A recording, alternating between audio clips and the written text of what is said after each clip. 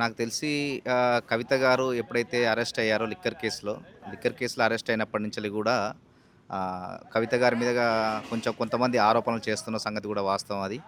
So, అంతరంగిక విషయాలు అంటే ఆళ్ళ కుటుంబ అంతరంగిక విషయాల్లో కూడా కొంచెం ఇబ్బందికరమైన వాతావరణం ఉందని చెప్పేసి ప్రజలు అంటున్నారు. బయట కూడా రూమర్స్ అనేది వస్తా ఉన్నాయి.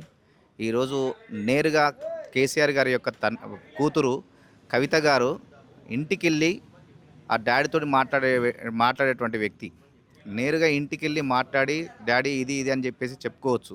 కానీ లేఖ రాయాల్సినటువంటి అవసరం లేదు. కానీ అంటే ఆమెకు తండ్రి దగ్గరికెళ్ళి చెప్పుకోలేని పరిస్థితిలో ఉండి లేఖ రాసినారంటే, ఆ ఇంట్లో ఉన్నవాళ్ళు ఎవరు లీక్ చేశారు, ఇక్కడే కేసీఆర్ పక్కపంటి దొంగలున్నారు అని చెప్పేసి కవిత గారు చెప్తా ఉన్నారు. ఇది ఖచ్చితంగా బీఆర్ఎస్ పార్టీలోనే, కేసీఆర్ యొక్క కుటుంబంలోనే అంతరంగిక కలహాలనేది ఉండడం జరిగింది. ఖచ్చితంగా ఉన్నాయని కూడా అందరూ కూడా జనాలు కూడా భావిస్తూ ఉన్నారు. కాబట్టి ఎన్నడున్నా సరే కవిత గారు ఆ బీఆర్ఎస్ పార్టీ నుంచి బయటకొచ్చి ఇప్పుడు కూడా కొంతమంది మనం మాట్లాడుకున్నట్టయితే ఆమె కూడా సొంతంగా పార్టీ పెడతారని చెప్పేసి ఆరోపణలు కూడా వస్తూ ఉన్నాయి.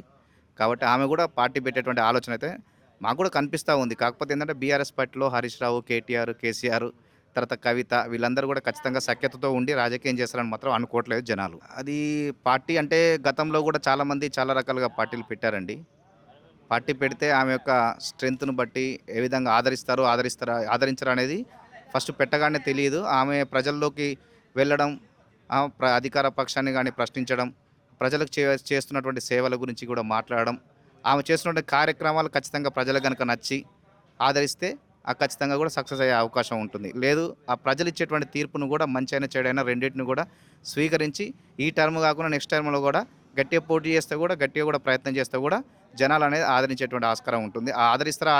ఆదరించరా అనేది ఆ కవిత గారి యొక్క బిహేవియర్ కావచ్చు, లేకపోతే ప్రజలకు చేస్తున్నటువంటి సేవా కార్యక్రమాలు కావచ్చు, వాటన్నిటి మీద ఆధారపడి ఉంటుంది. ఆల్రెడీ ఎప్పుడైతే తెలంగాణ రాష్ట్ర సమితి నుంచి బీఆర్ఎస్ అని పెట్టుకున్నారో, కొత్తగా ఏర్పడినటువంటి తెలంగాణ రాష్ట్ర సమితి అంటే 2014లో అధికారంలోకి వచ్చింది. ఉద్యమ పార్టీగా టీఆర్ఎస్ పార్టీ అనేది ఏర్పడింది. అప్పుడు కూడా జనాలు అనేది ఏమనుకుంటున్నారంటే, మా రాష్ట్రం స్వరాష్ట్రం ఏర్పడడం కోసము తెలంగాణ రాష్ట్ర సమితి అనేది ఒక పార్టీ అంటూ ఉండాలి.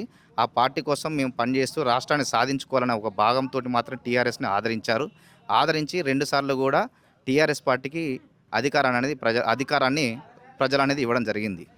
ఆ తర్వాత టీఆర్ఎస్ నుంచి బీఆర్ఎస్ని ఎప్పుడైతే పెట్టుకున్నారో, రాష్ట్ర రాజకీయాలను తెలంగాణ రాష్ట్రాన్ని పక్కన పెట్టుకొని దేశ రాజకీయాలు చేస్తానని అయితే ఎప్పుడైతే అనుకున్నారో, ప్రజలు కూడా అంతకుముందు చెప్పినటువంటి కట్టుకథలు, మాయమాటలు ఒక 10 సంవత్సరాలు ఆయన యొక్క పాలనలో విన్నారు, చూశారు.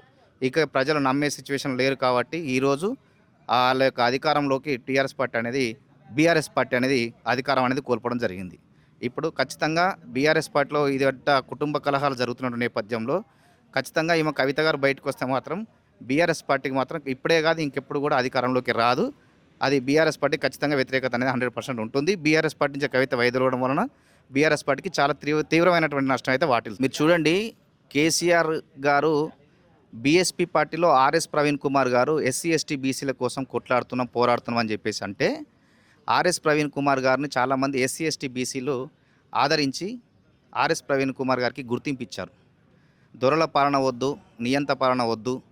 ఆర్ఎస్ ప్రవీణ్ కుమార్ గారు కేటీఆర్ని, హరీష్ రావుని అడ్డగోలుగా తిట్టాడు.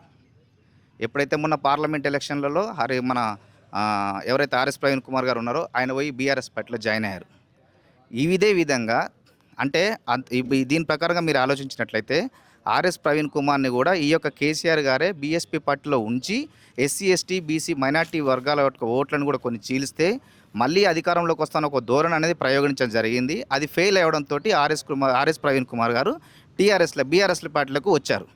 ఇప్పుడు కూడా కుటుంబంలో నుంచి ఎట్లాగో బీఆర్ఎస్ పార్టీ అనేది కనుమరుగు అవుతూ ఉంది. కాబట్టి ఈ విధంగా ఏదైనా ఎలక్షన్ స్ట్రాటజీ అనేది మనం ప్రయత్నం చేసి కవితని బయటికి పంపించి ఏదో పార్టీ ప్రకారంగా ఇంకో విధంగా చేసి ఆమెను కూడా కొంచెం ఈ విధంగా చూసుకొని సింపతి ఓట్లు సంపాదించుకొని మళ్ళీ అధికారంలోకి రావాలనే ఒక ఆలోచన కూడా చేస్తున్నట్టు కూడా ఈ విధంగా కూడా జనాలు అనుకుంటున్నారు. కానీ ఈరోజు రాజకీయ నాయకుల కంటే ఎక్కువగా కూడా జనాలు కూడా చాలా తెలియగలిగిన వాళ్ళే.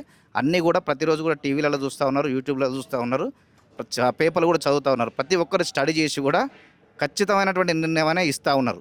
మీరు చూసుకున్నట్లయితే 10-15 ఏళ్ళుగా అనుకున్నటువంటి ప్లేస్లో అధికారంలోకి రాకుండా, అంటే స్థానికంగా ఉన్న శాసనసభ్యుడు కావచ్చు, పార్లమెంట్ ఎలక్షన్స్లో కావచ్చు, ప్రజలు ఇచ్చే తీర్పు అనేది చాలా అద్భుతంగా ఉంటుంది. మీరు ఎన్నికల స్ట్రాటజీ ప్రయోగించినప్పటికీ కూడా ప్రతి కుటుంబంలో కూడా చదువుకున్నటువంటి నిరుద్యోగులు ఉన్నారు, ఉద్యోగస్తులు ఉన్నారు, ప్రతి ఒక్కరు ఉన్నారు. కాబట్టి మీరు ఎన్ని ఎలక్షన్ స్ట్రాటజీ చేసినా కూడా మీకే నష్టం, బీఆర్ఎస్ పార్టీకే నష్టం వస్తుంది.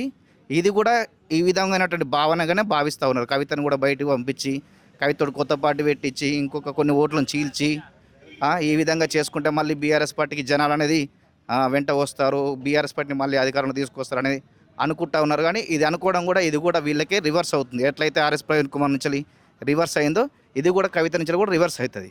నిజంగా కనుక కుటుంబ కలహాలే కనుక ఉండి వీళ్ళలో సఖ్యత కనుక లేకుండా ఉంటే మాత్రం కవిత బయటకు వచ్చినా కూడా బీఆర్ఎస్ పార్టీకి నష్టమే, కవితకు కూడా నష్టమే. ఉన్న పలంగా ఆమె అధికారంలో రావాలంటే చాలా కష్టం. ప్రజలకు చేస్తున్నటువంటి సేవలను దృష్టిలో పెట్టుకొని మాత్రమే ప్రజలు అనేది ఎలాంటి తీర్పు ఇవ్వాలనేది చూసుకుంటారు. 2014 నుంచి 2024 వరకు కూడా 10 సంవత్సరాలు బీఆర్ఎస్ పార్టీ అధికారంలో ఉన్నది. అప్పుడు ఎప్పుడు కూడా కవిత గారు బీసీల గురించి ఆలోచన చేయలేదు. బీసీల ఎదుగుదల గురించి కానీ రిజర్వేషన్ గురించి కూడా ఏనాడు కూడా కొట్లాడలేదు. మేము ఈరోజు ఏదో అంతరంగిక కుటుంబ కలహాలు ఉన్నాయి అని చెప్పేసి బయటకు వచ్చి మేము బీసీల కోసం నిలబడతాను, బీసీల కోసం కొట్లాడతాను, తర్వాత ఎస్సీ వర్గీకరణ కోసం కొట్లాడతాను, ఇది పోరాటం చేస్తాను అంటే ఎవరు నమ్మేటువంటి పరిస్థితిలో లేరు.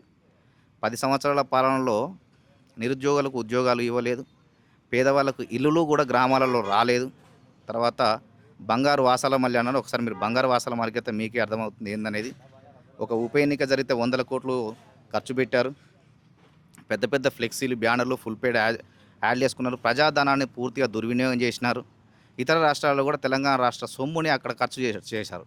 ఈరోజు కొన్ని లక్షల కోట్ల రూపాయలు అనేది తెలంగాణ రాష్ట్రానికి అప్పుగా ఉన్నది. ఈరోజు ప్రతి పౌరుడు కూడా ఆ అప్పు తీర్చలేక ఈరోజు కాంగ్రెస్ ప్రభుత్వం అధికారంలోకి వచ్చిన సంక్షేమ పథకాలు కూడా ఇవ్వాలంటే కూడా ఇవ్వలేనటువంటి పరిస్థితి ఉన్నది. కాబట్టి ఇదంతా తప్పిదం అనేది మీరు చేసి ఈరోజు ప్రతి ఒక్కరు కూడా ఇబ్బందిమైన పరిస్థితి ఉన్నది. కవిత గారు ఏది చెప్పినా కూడా ఇప్పుడు నమ్మేటటువంటి పరిస్థితిలో లేరు. మీరు సొంతంగా పార్టీ పెట్టినా కూడా మిమ్మల్ని ఇంత తొందరగా ఆదరిస్తారని అనుకోవడం కూడా చాలా తప్పు. బీఆర్ఎస్ పార్టీలో ఖచ్చితంగా మీరు సొంతంగా పార్టీ పెట్టిన బీఆర్ఎస్ పార్టీకి ఇబ్బంది, మీకు ఇబ్బంది లేదు. ఓట్లను ఏమైనా చీల్చుదాం, ఎస్సీ ఎస్టీ బీసీ ఓట్లు చీల్చి బీఆర్ఎస్ పార్టీ సింపతి ఓట్లు సంపాదించుకొని అధికారంలోకి వద్దాం అనుకుంటే అది ముమ్మాటికి 100కి 100% ఎప్పుడు కూడా మీరు అధికారంలోకి రారు. ఇది మాత్రం 100%. బీఆర్ఎస్ పార్టీ అయితే అధికారంలోకి అయితే రాదండి, ఇది 100%. ఇన్ కేసు మీరు అడిగిన క్వశ్చన్ ప్రకారంగా బీఆర్ఎస్ పార్టీ కనుక అధికారంలోకి వస్తే కేటీఆర్ గారికే ముఖ్యమంత్రి ఇవ్వాలని చెప్పేసి వాళ్ళు కోరుకోవచ్చు. కానీ అంతరంగికంగా మాత్రం హరీష్ రావు అనేది ఖచ్చితంగా అతనికి కూడా సగమైన ప్రాధాన్యత ఇవ్వకపోతే అతను కూడా బయటకు వచ్చేస్తాడు. ఇది ఎన్నడూ కూడా ఏమంటారంటే తెగిపోయే దారమే తప్ప గట్టిగా నిలబడేటువంటి ఆస్కారం అయితే ఖచ్చితంగా బీఆర్ఎస్ పార్టీ అయితే లేదు. ఇంకొకటి ఏంటంటే కేటీఆర్ గారు కూడా ఇప్పుడు అధికార పక్షంలో ఉన్నటువంటి ఏదైనా తప్పిదాలు జరిగితే అది కొంచెం ప్రజాస్వామ్యబద్ధంగా మాట్లాడకుండా అది అన్పార్లమెంటరీ వర్డ్స్ యూజ్ చేసుకుంటూ తర్వాత ప్రజలకు కూడా చిరాకు వచ్చే విధంగా మీరు వాళ్ళని లీడర్లను తిడుతూ వీళ్ళని తిడుతూ వాళ్ళని తిడుతున్న వల్ల మీకు ఉన్నటువంటి పేరు కూడా మీకు ఇప్పటికి కూడా చెడిపోతూ ఉంది. కాబట్టి మిమ్మల్ని ప్రజలు ఆదరిస్తారని అనుకోవడం చాలా తప్పు, అది మూర్ఖత్వమే అవుతుంది.